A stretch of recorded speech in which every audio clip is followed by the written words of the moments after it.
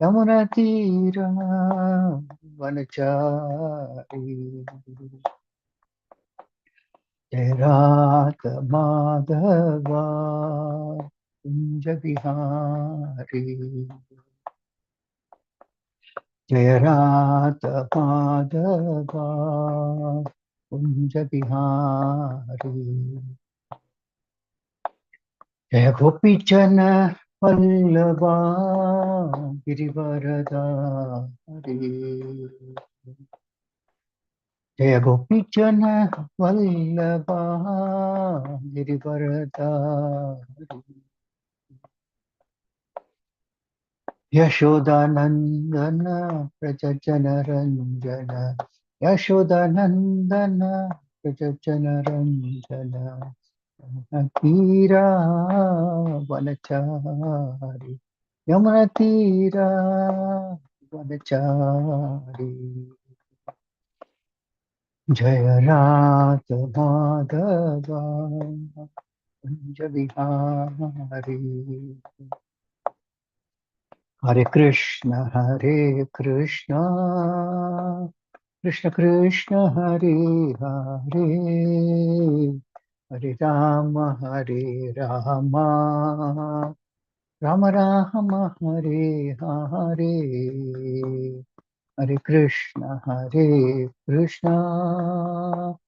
Krishna Krishna Hare Hare Hare Ram Ram Ram Hare Hare Hare Krishna Krishna Krishna Hare Hare Hare Ram Ram Ram Hare Hare Hare Krishna Krishna Krishna Hare Hare Hare Ram Ram Ram Hare Hare Hare Krishna Krishna Krishna Hare Hare Hare Ram Ram Ram Hare Hare Hare Krishna Krishna Krishna Hare Hare Hare Ram Ram Ram Hare Hare Hare Krishna Krishna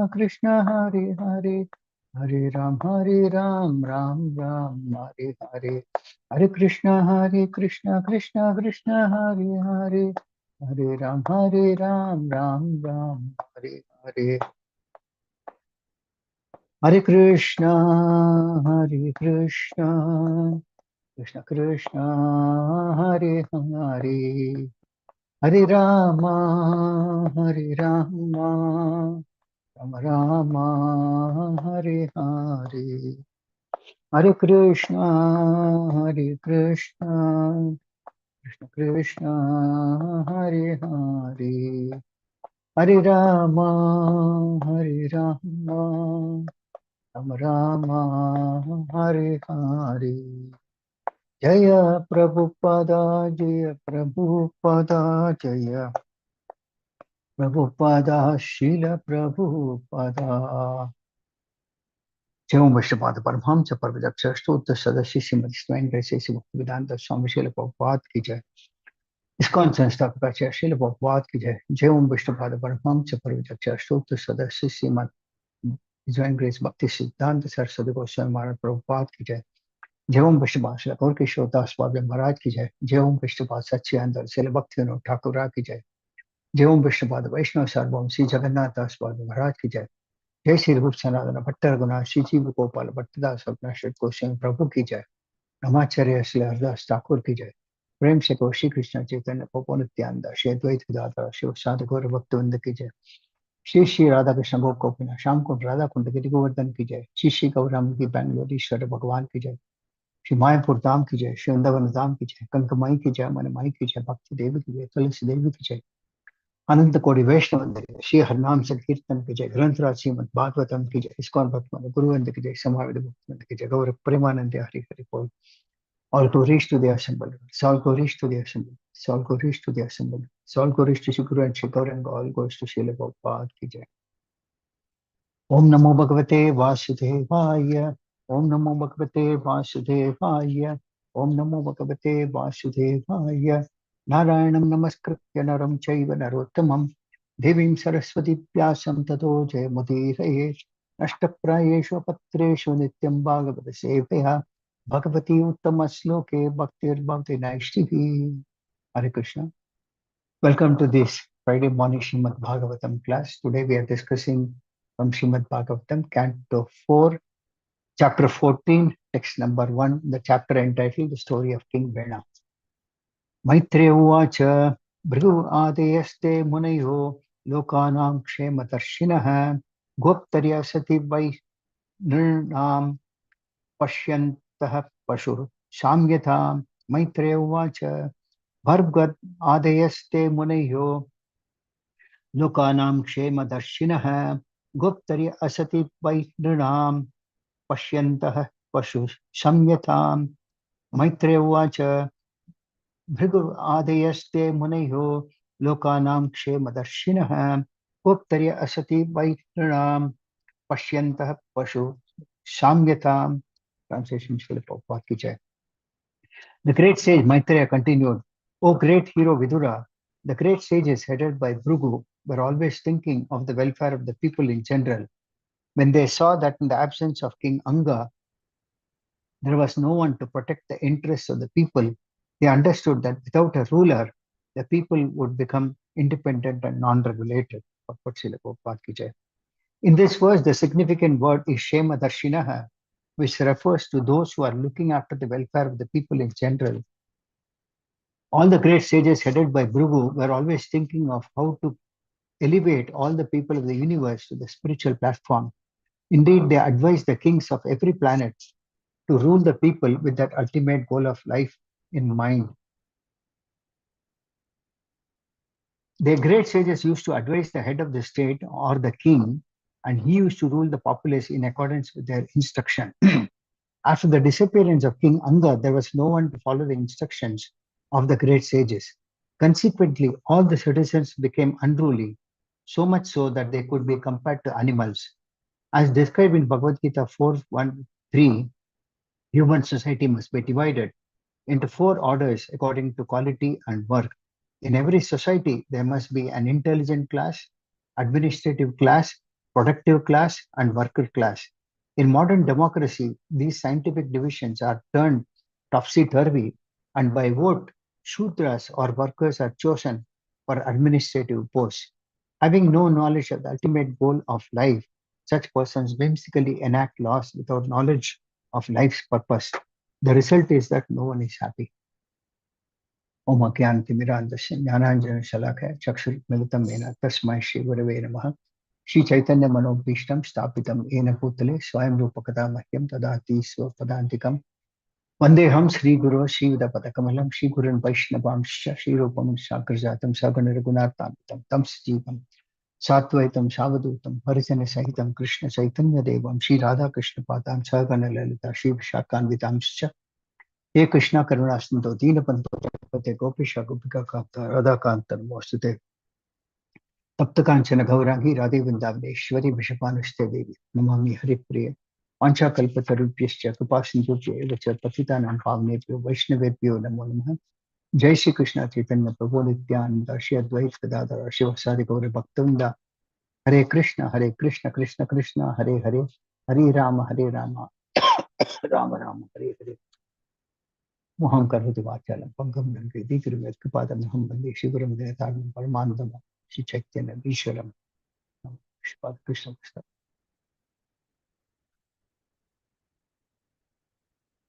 Hare Krishna. So today we are starting a new chapter 14 entitled The Story of King Vena. The conclusion in chapter 13 was that King Anga was a great devotee of the Lord, and he wanted to have a son for which a sacrifice was performed. Now he married the daughter of Mrityu, Sunita, and so when they got a son, King Vena was born. Now, though uh, uh, Anga was a great devotee of the Lord, uh, King Vena was a very cruel son born to him because of his mother. It is generally said in the Shastras that a son takes the qualities of a mother and daughter takes the qualities of father. So here, Vena took on the qualities of Mrityu. So he was a very cruel son. It so happened that he was so cruel that right from his child he was very mischievous. And as he grew up, he stopped all the sacrifices and so forth. So his father, King Anga, was frustrated with him. And then finally, this was an arrangement by the Lord himself about the marriage of Anga, that he had to develop detachment from all that is there, because that is the way one has to practice self-realization. Otherwise, if one is attached to the kith and kin, they have to take birth in this material world again. So it is said that Anga came to a situation where he could not even sleep at night. He was so much disturbed by his troubled, cruel son. So one day, what he did was, without informing anybody in the kingdom, he silently left uh, at night without anyone's knowledge. And then next day, when they saw that the king was not there, and then they realized that possibly he has left the kingdom and gone for good. So then they were all disappointed. They searched all around and they came back to the city, and they were all in tears because a king is always required. And so in this verse, today's verse, we see in the chapter 14, the first verse, Maitreya Rishi then explained to Vidura, he said, "Oh great hero Vidura, the great sages headed by Bhrigu were always thinking of the welfare of the people in general." There is a word in the Sanskrit called Kshema Darshinaha. So Kshema Darshinaha means welfare of the common man or people in general. And when they saw that in the absence of King Anga, there was no one to protect the interests of the people, they realized that without a ruler, people would become independent and non-regulated. So there are some important points in this sloka today. So, well, like I mentioned, in the yesteryears, the sages are always thinking of the welfare of people as to how they should elevate the common man to the spiritual platform. That was the concern of the sages or the rishis. In fact, the sages were all very well versed in the shastras or the scriptures, and they advised the king, because the sages were intellectually very strong, but physically the kshatriyas were supposed to be taking care of the kingdom by ruling the kingdom based on the instructions given by the sages. So that is how the kingdom was ruled. So Shat means to protect. Kshatriya, the word Kshatriya comes from the word Shat. Shat means to protect not only the human beings, but all the living entities, whether trees or plants or birds or animals or human beings, everyone has to be protected. So the sages used to advise the king on this basis, and the king used to be very strong physically, so they used to protect all the citizens in the country. So one of the ways that they used to do was they used to perform sacrifices. And when King Anga left the kingdom, as there was no king, the sages realized that the people were becoming non-regulated and also were becoming independent. Now that independent attitude is something that very, very difficult, because the moment one thinks that he's independent to do anything, he uses his free will, and with the result that he is not sure what he does and what he doesn't do.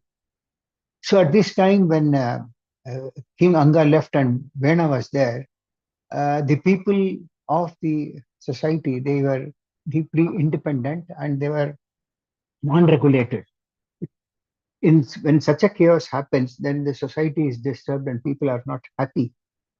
So the rishis were concerned about it, what to do. Generally, a common man these days is concerned about his own self. That is why he's called selfish. They are concerned about their self-service. If at all there is a chance, may be extended to his family.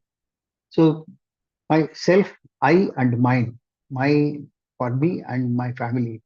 This is the general concern about concern of the common man in the society today. If at all there is still some space available, they may extend it to the society or community, etc., saying this is my community and so forth. Out of all these, there may be very rarely a person who will think of the welfare of the people today in Kali Yuga, because generally there is nobody like that today. But in the Esther years, the rishis were all very well versed in knowledge, and they used to advise the king. And in this case, we see that when they had nobody, they were concerned, and then finally they brought King Vena, and he was so cruel that he stopped all the sacrifices, and they were all concerned about it, and finally they had to kill Vena. So this is how the society was disturbed. So the rishis were contemplating on what to do, and so this was their general, that is why they were all called rishis, because their only duty was to acquire, that is, we see in the Bhagavad Gita also, the Lord mentions to Arjuna, the duties of a Brahmana, yajan, yajan, padan, padan, dhana, pratigraha. That means they are supposed to be well versed in spiritual knowledge, and they are supposed to give this knowledge to others, mainly to all the society, particularly the Kshatriyas, because the Kshatriyas have to rule based on their knowledge that he gets from the Brahmanas. So when King Anga left, the society was totally in chaos, topsy-turvy. If we see in the recent past also, Srila Prabhupada was one of the excellent examples. Before Srila Prabhupada went and spread Krishna consciousness, nobody in the entire world knew who is God. There were so many demigod worshippers, demoniac worshippers all over the world. But Srila Prabhupada did not think what he should do for his own self. He could have stayed in Vrindavan and spent the rest of his time doing his bhajana. But then his spiritual master, Srila Bhakti Siddhanta Saraswati Thakur, also gave him instructions to spread the glories of the Lord throughout the Western world also. And based on those instructions, Srila Prabhupada left India and traveled all over the globe. And the sacrifice is till the last stage of his life. He could have sat in Vrindavan, attained perfection. But at an age of 80 plus, he traveled the globe more than 14 times. And he established the Krishna International Society for Krishna Consciousness. This was the concern of Srila Prabhupada for the common man as a whole. Today, this ISKCON is known throughout the world as a society promoting God consciousness, as Krishna consciousness. Otherwise, those who are a bit of a God conscious also, they did not know who is God. So they used to worship so many demigods, and then they used to say that they are God conscious. But Srila Prabhupada established that Krishna is the Supreme Personality of Godhead. Similarly, in the scriptures, there are a lot of examples.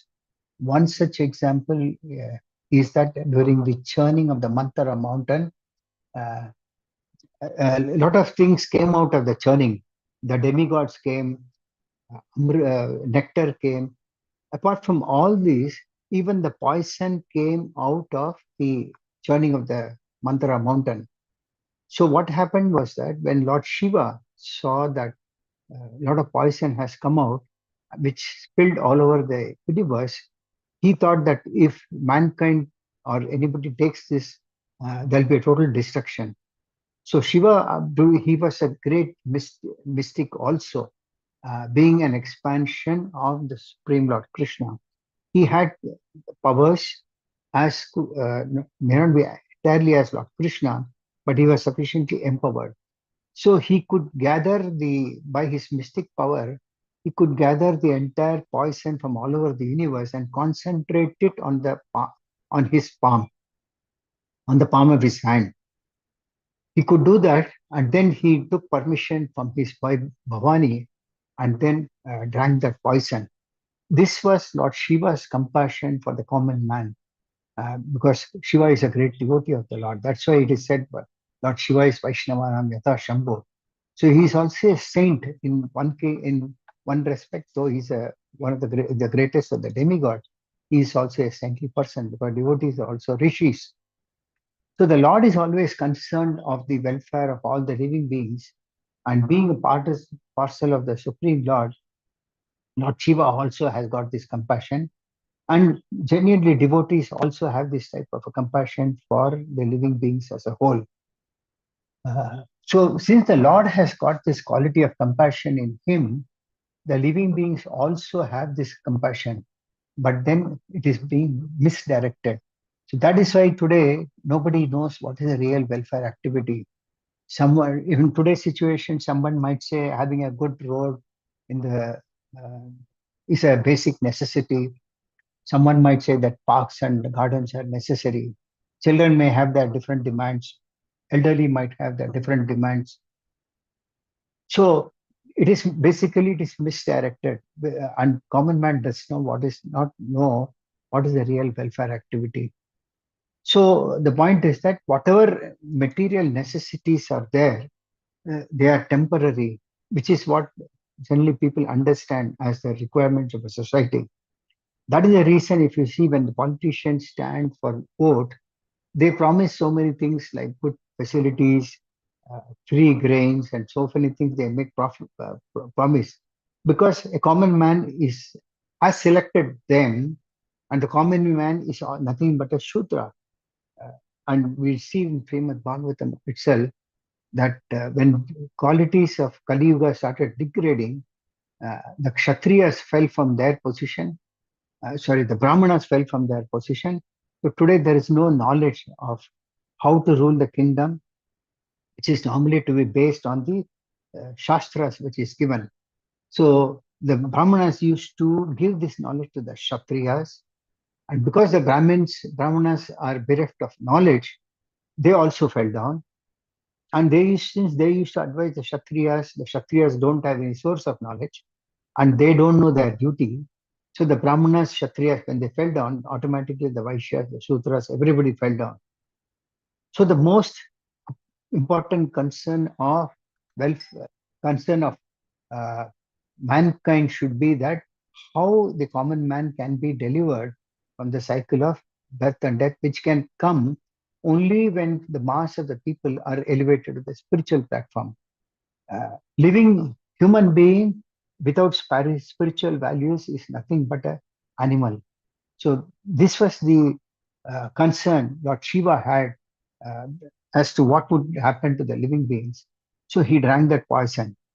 So because he's also a great devotee of the Lord. So that is why uh, the Lord, in order to have a proper society, which Srila Prabhupada mentions in the purport in the sloka is referring to sloka 413 from Bhagavad Gita, where the Lord tells Arjuna that Chaturvarnyam Maya system Guna Karma Vibhagasaha, there must be a proper Varnasrama system established in the society for which people are classified in four categories and four Varnas and four Ashramas. The four qualities are Brahmana, Kshatriya, Vaishya, and Shudra, and the four the four Varnas are Brahmana, Kshatriya, Vaishya, and Shudra. And the four ashramas are Brahmachari, Grihastha, Vanaprastha, and Sannyasi. So this classification is given based on one's quality, not by birth. So there is a definition given by Srila Prabhupada as Brahma Bandhu. Those who are born in Brahmin families, if they don't have Brahminical qualities, they are Brahma Bandhu. They are not Brahmanas by birth. One should develop qualities. Similarly, Bandhu, that means one who is born in the Kshatriya family, if it doesn't have quality of a Kshatriya, it's a Shat Bandhu. He is not cannot be qualified as a Kshatriya. So when this system, Varnasrama system, is scientifically followed, then what happens is that common man also knows the purpose of life, and the rulers, the Brahmanas, everyone knows what is the purpose of life, and they are ruled based on that, and they all get delivered at the end of their life.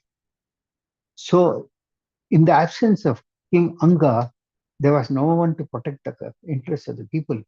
So the rishis realized that the people are becoming independent and non-regulated because there was no one to rule, and the people started becoming unruly.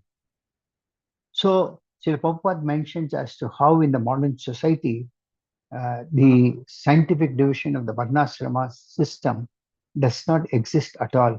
But those who are born in Brahmin families, they don't have scriptural knowledge and they call themselves as Brahmanas. Those who have the administrative class, like the Kshatriyas, they don't have knowledge of the scriptures because there is no Brahmana to give. So they don't know, and the society is driven by their own. Kshatriyas are normally driven to sense gratification. So they drive the common man also to the sense gratificatory process. And because no common man also is aware of the knowledge of what is the purpose of human form of life. If you see the Esther years, there are mentioned that there were no automobiles and scooters or cars and etc. And people used the common way that common man used to travel was by either by walking or by bullock carts or horse carriages and so forth. This was their common mode of transport. So the kings used to build gardens and plant a lot of trees so that the travelers who are traveling long distance, could take rest, and the animals also could get rest because they cannot travel continuously.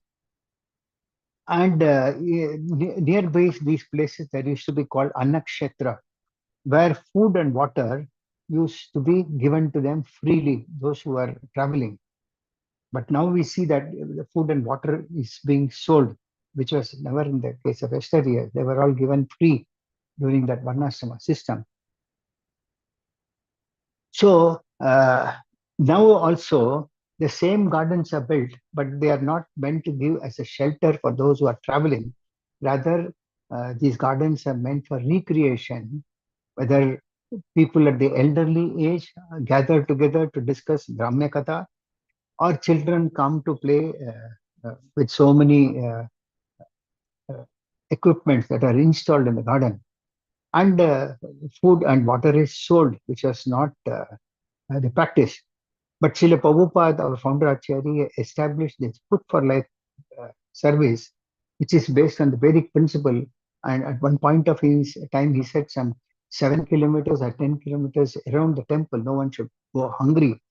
So he established, he said there should be no poverty and the people should be fed sufficiently. That is the reason he established the Food for Life. And that is one of the reasons ISKCON still maintains this Food for Life service for those who come to the temple. They are given free food. So the rest of the activity, there are so many welfare activities that are available on the material platform, which common man even thinks today. For example, establishing schools, colleges, hospitals, etc., giving food in charity. All these are good welfare activities. It's not that they are not required. Uh, Apart from this, there are so many philanthropic societies and so forth who have their own understanding of welfare activity. So they all have their result. All pious, these are coming under the pious activities, where one might achieve pious results by doing these activities. Uh, Medical services. Medical services that used to be given free before. Now you have to pay for it. You have to pay through your nose for getting cured. That is also a welfare activity. But earlier, the welfare activity given was giving them God consciousness or Krishna consciousness so that they don't get entangled into the cycle of birth and death. That is the real welfare activity which Srila Prabhupada established. Otherwise, common man does not know what is the real welfare activity. So sometimes the law of karma works in such a way that sometimes we may do something good. For example, we might, when we go to a temple, outside the temple, we see so many beggars who extend their arms or their bowl, etc. We might give some charity to them, some coins or some rupees, etc. And what happens is somebody misuses this. For example, if a person drinks or does any of the illicit activities out of the money that we give, the one who is giving also get entangled into that law of karma, and he also has to suffer for that. So that is why one has to be very, very careful in giving charity or physical help to such welfare activities. Welfare activity is supposed to be done selfless, not expecting any results. One example that we have in politics is that Mahatma Gandhi gave his life for the independence of this country. So these welfare works schemes work well, but if one does not know what should be, how one should rule a kingdom, then the king also takes 1/6 of the reactions of all the karma that the common man performs. That means the king takes 1/6 of the reaction of all the citizens of the state if he doesn't rule the state properly.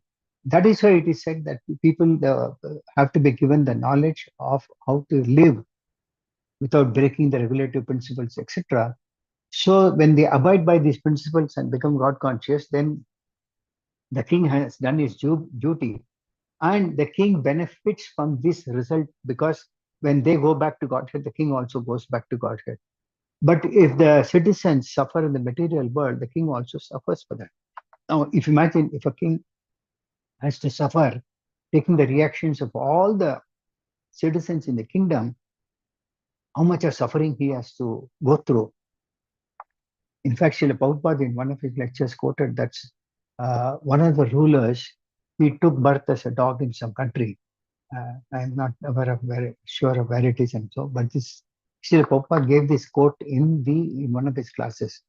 And from the scriptures like Srimad Bhagavatam, we can understand that if one does not go back to Godhead and he gets entangled into the cycle of birth and death due to his sinful activities, he suffers.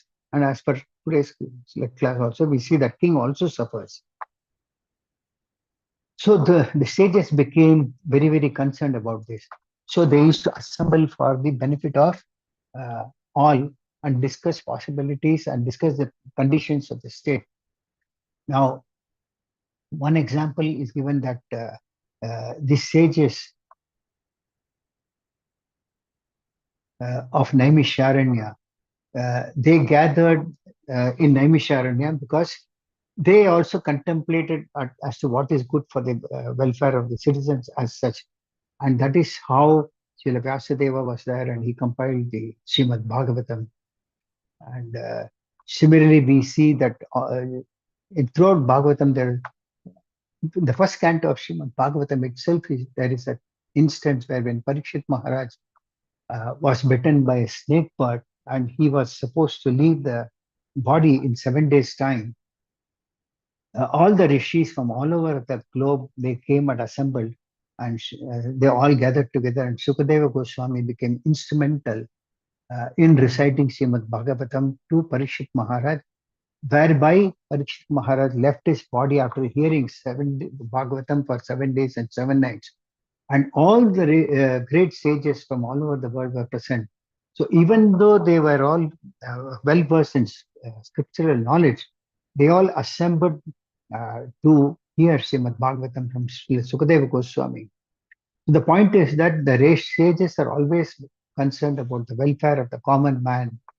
And in fact, when Sri Chaitanya Mahaprabhu was there, he also recommended that his name should be heard in every nook and corner of the world. And he said that how is it possible that he can do it alone? The cult of Mahaprabhu is called Bhagavata Dharma. And he also recommended that Krishna Katha or the cult of Bhagavad Gita and Srimad Bhagavatam knowledge should be given. And he also recommended that every Indian who is born in India should take this task to become Para Upakara. Para Upakara means welfare activity. That means the best welfare activity is that of spreading the knowledge of Bhagavad Gita and Srimad Bhagavatam. And finally, Srila Prabhupada took up this mission of Sri Chaitanya Mahaprabhu and spread the philosophical nectar to all those born in all the Western countries and the European countries. Now, there are some examples given in Srimad Bhagavatam regarding the welfare activity.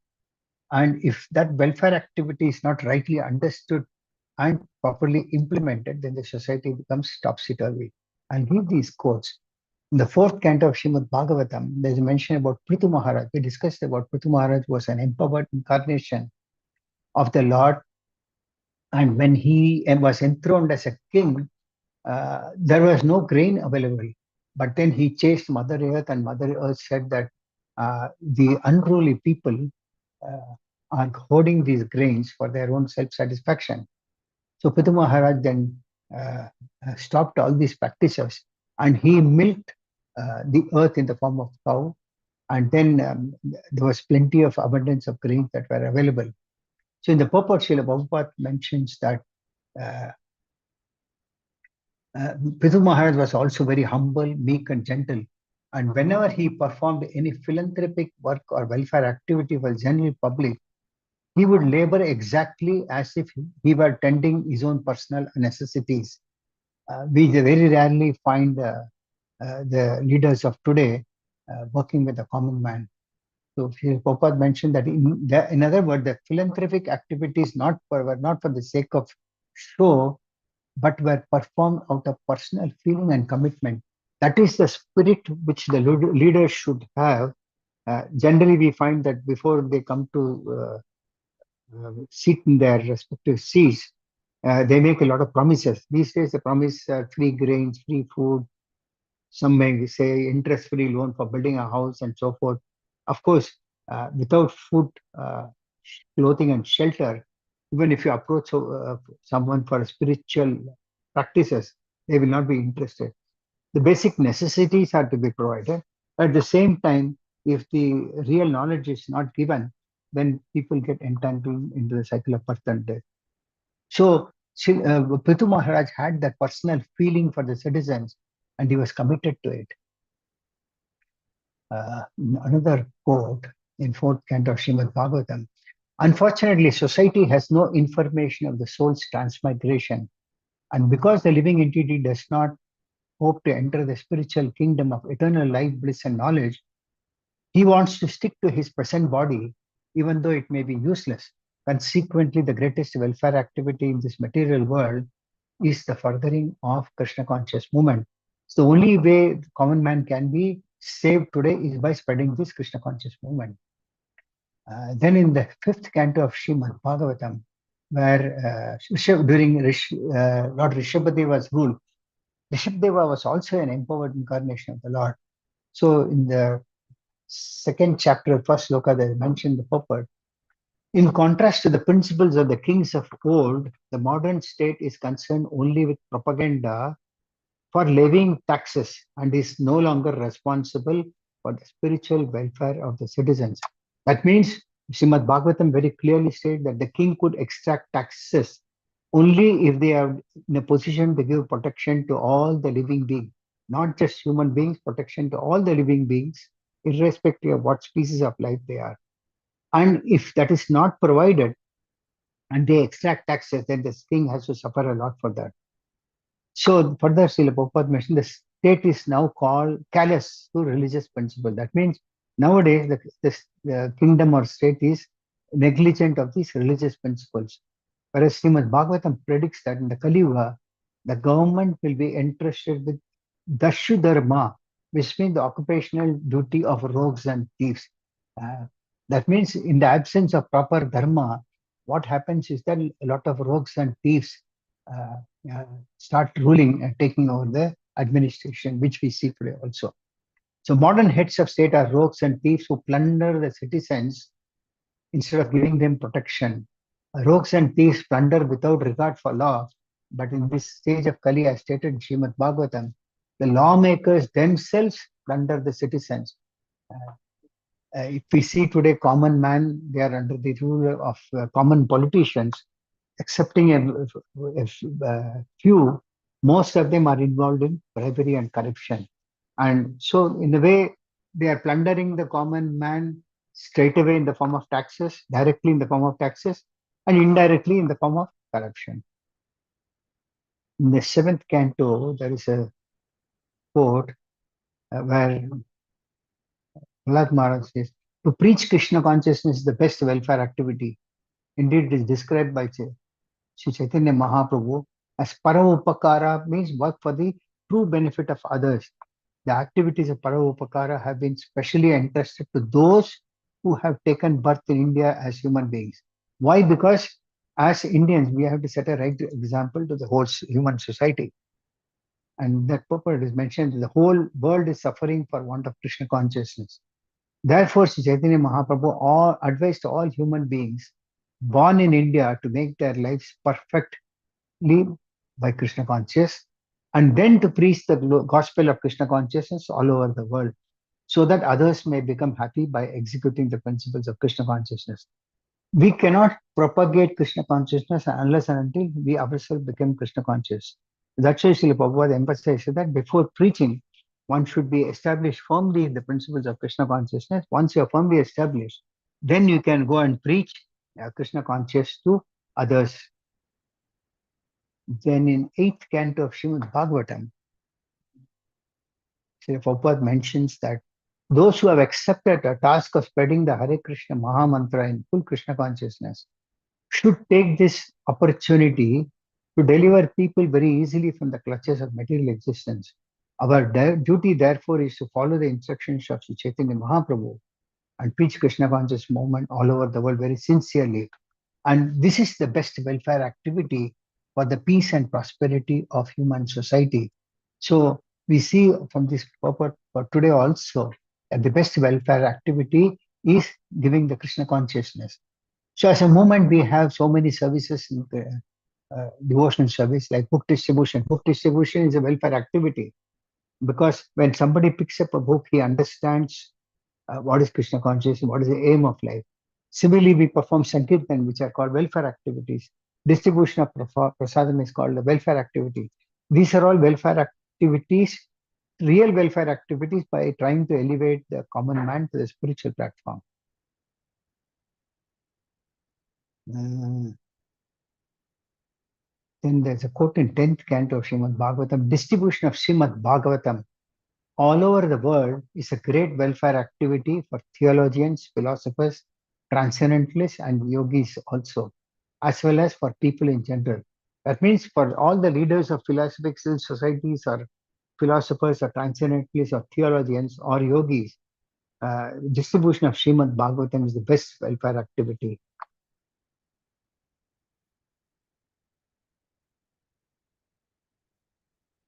In Chaitanya Charitamrita, Mattalila, there is one more very powerful quote which says, the highest perfection of life is for a father, mother, spiritual master, husband, or any other family member to help others return home back to Godhead. That is the most preferred welfare activity for the benefit of relatives. Therefore, Chachi Mata, although the mother of Nimai Pandita, Sri Chaitanya Mahaprabhu, considered all the facts and decided to allow her son to go out and search for Krishna. At the same time, she made some arrangements in order that she might get news of all activities of Sri Chaitanya Mahaprabhu. That means when Chaitanya Mahaprabhu wanted to take sannyas, she was very much concerned. But then what came to her mind was the highest welfare that Mahaprabhu could do was how to deliver them from the cycle of birth and death by giving Krishna consciousness. There was a conversation between Srila Ramananda Raya and Sri Chaitanya Mahaprabhu, which is also mentioned in Chaitanya Charitamrita, where Mahaprabhu, in fact, to give this information to the common man, he asked Ramananda Raya, we are asking you to tell us what is the most perfect welfare activity. I think that in this material world, association of devotees, even if it be for a moment, is the greatest treasure house of mankind. That means most perfect welfare activity is elevating the common man to spiritual platform, for which association with devotees, even for a moment of time, is the greatest treasure for mankind as a whole. And before concluding, I'll give one more quote from Chaitanya Charitamrita, which says the envy of living entities actually means stopping the preaching of Krishna consciousness. That means if we stop preaching Krishna consciousness to others, that happens because we are envious of the other living entities. Whereas we have compassion for the other living entities, one would understand this compassion and would start spreading by preaching. Then Srila Prabhupada further mentions, preaching work is described as paropakara, welfare activity for others. And those who are ignorant of the benefits of devotion service must be educated by preaching. If one stops preaching and simply sits down in a solitary place, he is engaging in material activity. Very strong statement by Srila Prabhupada that if one is educated enough in preaching, one must give this by preaching, one should give it to others also. But if one is sitting in a solitary place, then he starts engaging in material activity. There was a discussion on this subject today morning in another class also, where questions were raised how devotees can become victims of uh, demoniac people. So the answer, one of the answer was that if a devotee isolates himself from the association of devotees, then he can start resuming his material activities and he will start gradually losing his interest in spiritual activity. Then whatever karma, whatever is left out, he has to start taking back that again. Then in the purpose of this particular, this 10th Chaitanya Charitamrita, as I mentioned, if one desires to make a compromise with Mayavadis, he is also engaged in material activity. And a devotee should never make compromises with non-devotees. The point is that one should try as far as possible association with non-devotees, association with materialistic people, association with women, association with men who are attached to women. So all these are all impediments in the path of devotional service. So the conclusion is that the rishis were all concerned, seeing the condition of the citizens at the time of the kingdom, and that the citizens were non-regulated, and also they were independent. Uh, as a part and parcel of the Supreme Lord, we are bound to be dependent on the Supreme Lord. We can never become independent. But the rishis saw that the citizens were become independent, and they were concerned as to what they should do. So with this, I conclude the class for the day. If anybody has got any questions, any comments, you can ask me.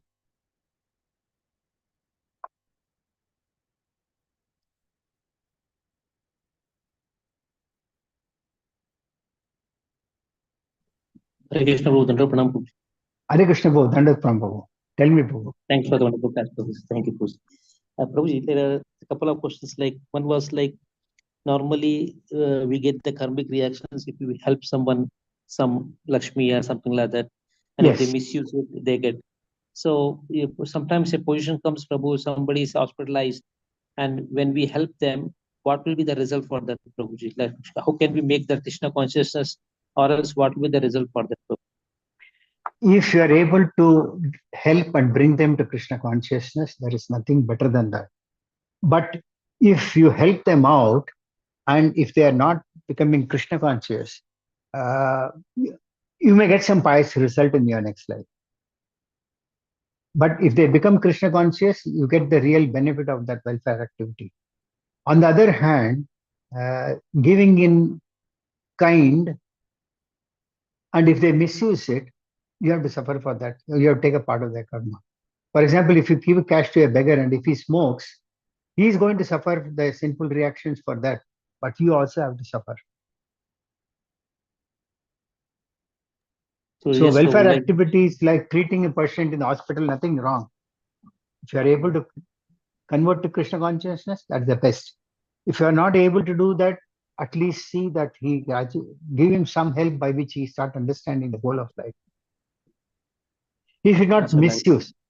If somebody misuses your this thing, tomorrow he might get treated and he may misuse his life. So again, you are responsible for that. So you should be very clear in doing what you do and what to whom. it is very subtle, Prabhu, isn't it? Prabhu? It's like very like we should be very careful. Otherwise, like if we help someone and Yes. if we and later in his life he doesn't become Krishna conscious, then we have to take birth again. You're for that. responsible for that. You're responsible. Oh, So better to discuss this very matter with delicate, very him. delicate. Better to discuss with him very frankly that your purpose of life is so and so. I'm prepared to help you out, provided you understand this goal and work on it accordingly. Try to convince him that is the best way. Still, if you want to perform as a welfare activity, there is nothing wrong, but he should not misuse his life thereafter. And one more Yes, Prabhu. Prabhu, like the four varnas, four ashrams, that Krishna has told that, but still Yes, they say that the whole now or everybody are Sudra. This yes, Prabhuji, because Krishna says there should be four varnas, four ashrama, but here they yes, say where we say that no, they all are Sudra. Please can you yes. highlight more on this? Okay, now the Varnashrama system with the advent of Kali Yuga, the Kshatriyas are not doing the Kshatriya duty. The Brahmanas are not having their knowledge. So the Vaishyas have also fallen down and they are also cheating in their business. The Vaishyas are supposed to produce rains and protect cows. So which they are also not doing. So everyone is a Shudra. So in this age of Kali, Varnashrama system is not existing. But as Sri Chaitanya Mahaprabhu predicted that though Kali Yuga is in its uh, vision, still the next 10,000 years will be glorious in Kali Yuga because the holy name of the Lord will spread to every nook and corner. In fact, I asked this question to someone 2 days back when I was attending a class, and he also a very senior person in the movement, and he said that if you are able to give someone to chant, they will be delivered. Lord will see because Chaitanya Mahaprabhu has appeared, so they all will get the mercy of Sri Chaitanya Mahaprabhu and they can be delivered. So it's our duty to preach this chanting of the holy name to everybody. Make them chant. Make them chant. If one person takes up the chanting process in a house, if not immediately, others might gradually follow him. And that is the prediction of Chaitanya Mahaprabhu. It cannot go wrong. But we have to do our homework. Yes, Prabhu. Thank you, Prabhuji. Thank you. Dandapranam. Thank you. Dandavat Prabhu. Thank you all very much. Anybody else? Any other questions, comments? Thank you all very much. Granth Srimad Bhagavatam ki jai. Srila Prabhupada.